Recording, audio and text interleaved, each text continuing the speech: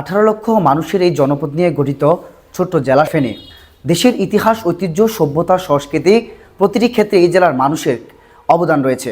52-এর ভাষা আন্দোলন থেকে শুরু করে 66, 6 দফা, 69-এর গণঅভ্যুত্থান, 71-এর রণাঙ্গনের মুক্তিযুদ্ধ কিংবা 90-এর এরশাদ বিরোধী আন্দোলন, 24-এর শিক্ষার্থীদের কোটা বিরোধী আন্দোলন, সর্বক্ষেত্রে এখানকার জেলার তারুণ্যের জয়গান ছিল।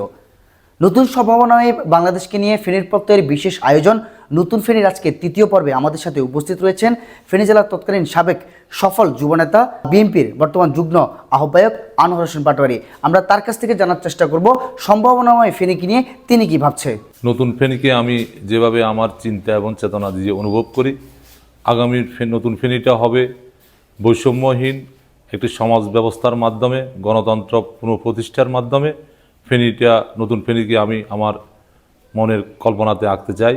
সে নতুন ফেনীটা হবে আগামী মানুষের যে দীর্ঘদিনের কাঙ্ক্ষিত যে স্বাধীনতার যে সংগ্রামের গণতন্ত্র, এবং পাশাপাশি ফেনীর উন্নয়ন কর্মকাণ্ডে যাদের ভূমিকা ছিল তাদেরকে নিয়ে নতুন ফেনীর আমার আগামী চিন্তা চেতনা। ফেনী একটি সম্ভাবনাময় ডিস্ট্রিক্ট, সম্ভাবনাময় জেলা।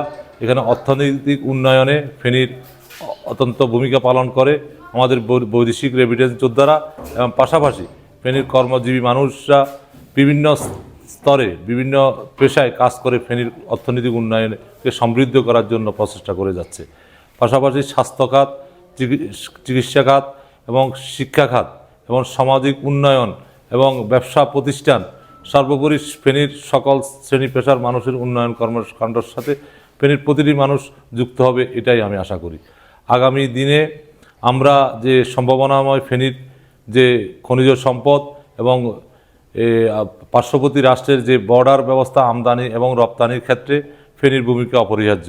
আমরা চাই যে আমাদের পার্শ্ববর্তী রাষ্ট্রের আমাদের বাণিজ্য চুক্তি মোতাবেক এবং আমাদের যে আমদানি এবং রপ্তানির বিধিমালা ওই অনুযায়ী আমরা আমাদের বর্ডার থেকে আমাদের পণ্যগুলো পার্শ্ববর্তী রাষ্ট্রে যাবে, পার্শ্ববর্তী পণ্যগুলো আমাদের রাষ্ট্রে আসবে এবং সহজ পণ্য বিনিময়ের মাধ্যমে।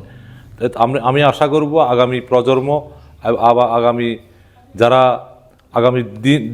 আগামী দিনে যারা দেশ পরিচালনা করবে, এই তরুণমতি ছাত্ররা যে আন্দোলন করে ফেনীর সহ সারা বাংলাদেশকে একটি অর্জিত স্বাধীনতা এনে দিয়েছে, স্বাধীনতার সমুন্নত রাখতে হলে আমাদের সবাইকে ফেনী উন্নয়নে বিভিন্ন স্তরে শিক্ষা, স্বাস্থ্য, চিকিৎসা, ব্যবসা বাণিজ্য এবং সামাজিক উন্নয়ন কর্মকাণ্ড, পাশাপাশি